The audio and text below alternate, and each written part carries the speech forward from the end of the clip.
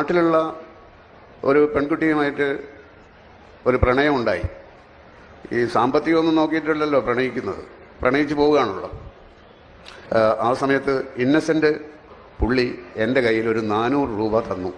ഞാൻ ചോദിച്ചു, നിങ്ങളുടെ കയ്യിൽ പൈസയൊന്നുമില്ലല്ലോ, ഇത് എവിടെ നിന്ന് ഈ 400 രൂപ കിട്ടി? അപ്പോൾ പുള്ളി പറഞ്ഞു, ആലീസിൻ്റെ വള, ഈ വളക്ക് മാർവാടിയുടെ കടയിൽ കിടന്നിട്ട് നല്ല ശീലമുള്ള വളയാണ്, നീ കൊണ്ടുപോയിക്കോ എന്ന് പറഞ്ഞു. അങ്ങനെ ആ 400 രൂപയും കൊണ്ടാണ് ഞാൻ നാട്ടിലേക്ക് എത്തുന്നത്. വൈകുന്നേരമായപ്പോൾ അമ്മ പറഞ്ഞു, അവിടെ കഴുത്തിലൊരു താലി കെട്ടണം, സ്വർണത്തിൻ്റെ താലി കെട്ടണം.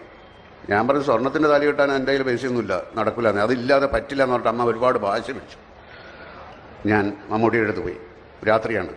അപ്പോൾ ഞാൻ പറഞ്ഞു, ഇങ്ങനെ നാളെ എൻ്റെ കല്യാണമാണ്, നാളെ റേസ് ഓഫീസിൽ വെച്ചിട്ട് ആരെയും ക്ഷണിക്കുന്നൊന്നുമില്ല, എനിക്കൊരു 2000 രൂപ വേണം, ഒരു ആവശ്യമുണ്ടെന്ന് പറഞ്ഞു.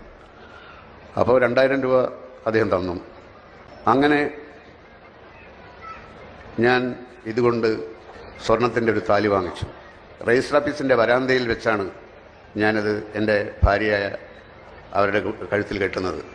അപ്പോൾ ഞാൻ പറഞ്ഞത് ഇത്രയുമാണ്, ഒരു ക്രിസ്ത്യാനി തന്ന 400 രൂപ, മുസ്ലിമായ മമ്മൂട്ടി തന്ന രൂപയ്ക്ക് ഹിന്ദുവായ പെൺകുട്ടിയുടെ കഴുത്തിൽ ഞാൻ കെട്ടിയ സ്വർണ്ണത്താലി. എന്ത് മതം, ആരുടെ മതം, എവിടെയുള്ള മതം, ഒന്നിലും നമ്മൾ വിശ്വസിക്കാതിരിക്കുന്നത് നല്ലത്, അല്ലെങ്കിൽ എല്ലാത്തിലും വിശ്വസിക്കണം.